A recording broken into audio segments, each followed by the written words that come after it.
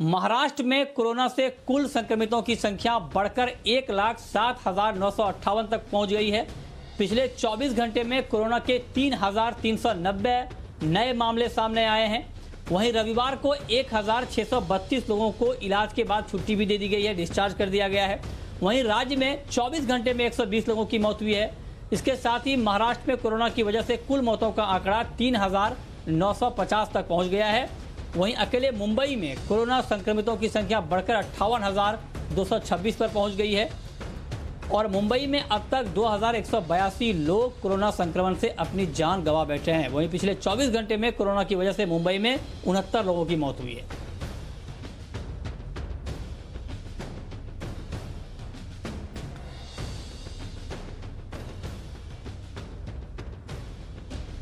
लेकिन दूसरी तरफ कोरोना महामारी के बीच मुंबई में आज से लोकल ट्रेन शुरू हो गई है, लेकिन ट्रेन में सिर्फ जरूरी सेवाओं से जुड़े लोगों को यात्रा की इजाजत दी गई है। आप बिल्कुल ठीक तरीके से सुन लें, लोकल ट्रेन सबके लिए नहीं है। अभी सिर्फ और सिर्फ जो लोग जरूरी सेवाओं से जुड़े हुए हैं, एसेंशियल सर्विसेज से जुड़े हुए हैं, उनके लिए अभी इसे चालू की गई है। पश्चिमी रेलवे विरार, चर्चगेट और दहानू सहित 73 लोकल ट्रेन चलाएगा। वहीं मध्य रेलवे को 200 लोकल ट्रेन चलानी है। सभी ट्रेन सुबह 5:30 बजे से रात के 11:30 बजे तक चलेगी। और इस खबर पर डिटेल जानकारी के साथ हमारे संवाददाता सुबोध मिश्रा हैं, इस वक्त जुड़ रहे हैं हमारे साथ। सुबोध, पहले तो आप ये बताएं कि ये जो कहा गया है कि सिर्फ जरूरी सेवाओं से जुड़े हुए लोग ही अभी लोकल ट्रेन में सफर कर पाएंगे, ये जरूरी सेवाओं से जुड़े हुए लोग कौन कौन हैं, जरा डिटेल में बताएं। किनके लिए खोला गया है और किनके लिए अभी भी पाबंदी है?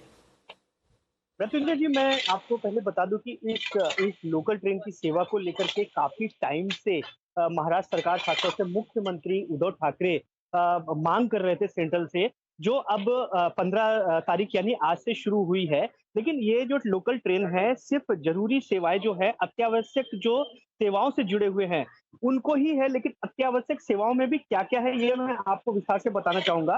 खास तौर पे जो महानगर पालिकाएं हैं, आपकी बीएमसी हो गई, मीरा भाईंदर हो गई, वसई विरार हो गई, पालघर हो गई, कल्याण महानगर पालिका हो गई, नवी मुंबई हो गई, इस तरह की थाना महानगर पालिका है। ये सारी महानगर पालिकाओं के जो कर्मचारी हैं, इनको ये लोकल ट्रेन की सेवा मिलेगी। इसके अलावा जो मुंबई पुलिस है और बीएसटी के कर्मचारी हैं, जो बेस्ट बसेस के कर्मचारी हैं, सफाई कर्मचारी हैं, ये सारे लोग हैं, इनको ये लोकल ट्रेन में यात्रा करने की इजाजत मिलेगी। इसके अलावा जितने भी सरकारी अस्पताल और प्राइवेट अस्पताल हैं, उनके कर्मचारियों को ये सेवा मिलेगी, ताकि जितने, क्योंकि काफी शिकायतें आ रही थी कि मुंबई से जो बाहर रह रहे हैं कर्मचारी रह रहे हैं, वो नहीं आ पा रहे हैं, जिसकी वजह से बहुत ज्यादा प्रेशर आ रहा था इन सारी अत्यावश्यक सेवाओं में काम करने वालों को। इसी वजह से ये सेवाएं, जो लोकल ट्रेन की सेवाएं शुरू कर दी गई हैं और ज्यादा से ज्यादा लोग वहां पहुंचे अपने ऑफिसेज में, गंतव्य स्थान पे, और उनको जितने भी लोग हैं, कोरोना वॉरियर्स हैं, उनको कहीं ना कहीं रिलीव करें और ये काम ज्यादा से ज्यादा लोग कर सकें। जी बिल्कुल बिल्कुल, ठीक बात है, ठीक बात है। चलिए सुबोध, बने रहिए आप हमारे साथ इस वक्त फोन लाइन पर हैं पश्चिमी रेलवे के सीपीआरओ रविंद्र भाकर साहब हैं। सर, बहुत बहुत स्वागत है आपका जी बिजनेस पर। मेरा आपसे सवाल ये होगा कि जो आप लोगों ने ट्रेनों की आवाजाही शुरू की है और इसमें यह कहा है कि जरूरी सेवाओं से जुड़े हुए लोग ही आ जा पाएंगे, तो मेरा ये सवाल आपसे ये है कि किस तरह का बंदोबस्त आपकी तरफ से किया गया है, कैसे सफर कर पाएंगे आप? हमारे चैनल के जरिए लोगों को किस तरह से ये मैसेज पहुंचाना चाहेंगे? जैसे मान लीजिए अगर कोई जरूरी सेवा से जुड़ा हुआ व्यक्ति है, उनको ट्रेन में सफर करना है, तो उनके लिए क्या क्या चीजें अनिवार्य हैं, कैसे वो आएंगे स्टेशन, क्या दिखाना होगा, टिकट कैसे मिलेगा, ये डिटेल जानकारी अगर सर आप शेयर कर पाए तो। देखिए, स्टेट गवर्नमेंट की रिक्वेस्ट पे मिनिस्ट्री ने एग्री किया है कि हम कुछ जो है सबर्बन सर्विसेज स्टार्ट करें, जो एसेंशियल कैटेगरी ऑफ स्टाफ है, जो स्टेट गवर्नमेंट ने आइडेंटिफाई किया है, जिसमें उनके म्युनिसिपल कॉर्पोरेशन के स्टाफ हैं, बेस्ट के स्टाफ हैं, मंत्रालय के, पुलिस के, और जो हेल्थ केयर वर्कर्स जो हैं उनके लिए। तो उनके लिए फिलहाल ये है कि अभी तो वो अपना जो गवर्नमेंट आईडी कार्ड है उसको दिखा के एंट्री कर सकते हैं, और स्टेशन में जो बुकिंग विंडोज हैं वो हमने ओपन रखे हुए हैं। अगर उनको ट्रैवल अथॉरिटी चाहिए ट्रेन में ट्रैवल करने के लिए, तो वो वहाँ से ले सकते हैं। अगर अपना पास एक्सटेंड कराना है या टिकट लेना है तो वो वहाँ से ले सकते हैं।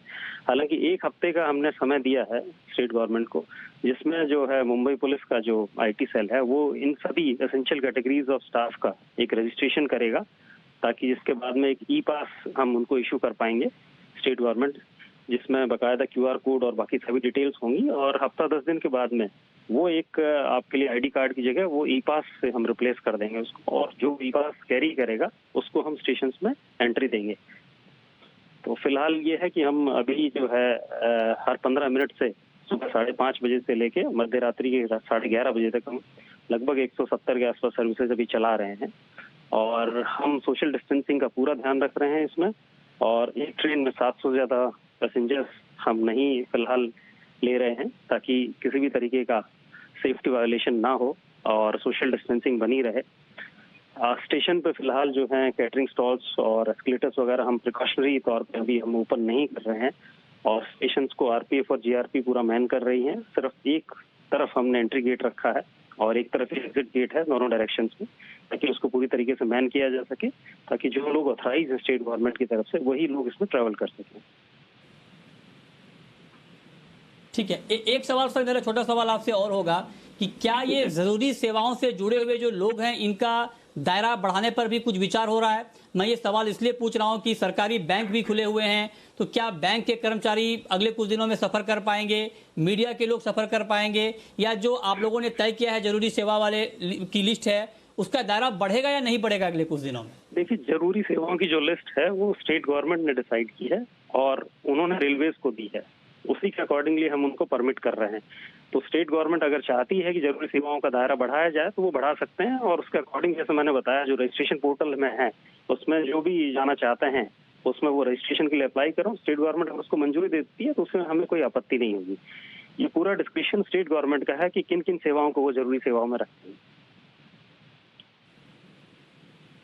लेकिन सर एक छोटा सवाल बिल्कुल संक्षेप में कि 700 लोग ही ट्रेन में चढ़े, सोशल डिस्टेंसिंग का पूरा पालन हो, इसको कैसे मैनेज करेंगे आप? मान लीजिए 700 की जगह 800 लोग आ गए, 750 लोग आ गए, तो कैसे मैनेज करेंगे आप ट्रेन में? इसमें हम ट्रेन की फ्रीक्वेंसी बढ़ाएंगे। तो फिलहाल जो हमारे को आंकड़ा स्टेट गवर्नमेंट ने उपलब्ध करा है कि ये जो कैटेगरीज उन्होंने आइडेंटिफाई की है वो लगभग 1.25 लाख के आसपास स्टाफ आता है। तो 1.25 लाख स्टाफ के आसपास लगभग 600 से 700 लोग एक ट्रेन में चले, उसके हिसाब से अभी हमारी फ्रीक्वेंसी हर 15 मिनट तय हुई। और हमने ऑफिस का स्टैगर्ड टाइमिंग भी स्टेट गवर्नमेंट से रिक्वेस्ट किया, जिसपे भी वो एग्री हो गए। तो उस सब के मद्देनजर जो कैलकुलेशन हमारे निकल के आते हैं उसके हिसाब से हम हर 15 मिनट से एक ट्रेन चला रहे हैं। अगर जरूरत पड़ेगी, अगर किसी पर्टिकुलर टाइम में अगर ज्यादा भीड़ रहती है उसके अकॉर्डिंग हम सर्विस भी बढ़ा देंगे, वो कोई इशू नहीं है। हाँ, ओके, ये बहुत महत्वपूर्ण बात है कि जरूरत पड़ेगी तो फ्रीक्वेंसी ट्रेन की बढ़ाई जाएगी। बहुत शुक्रिया आपका भाकर साहब हमारे साथ जुड़ने के लिए और इस खबर पर महत्वपूर्ण जानकारी देने के लिए। और सुबोध, आपका भी शुक्रिया ये खबर हम तक पहुंचाने के लिए।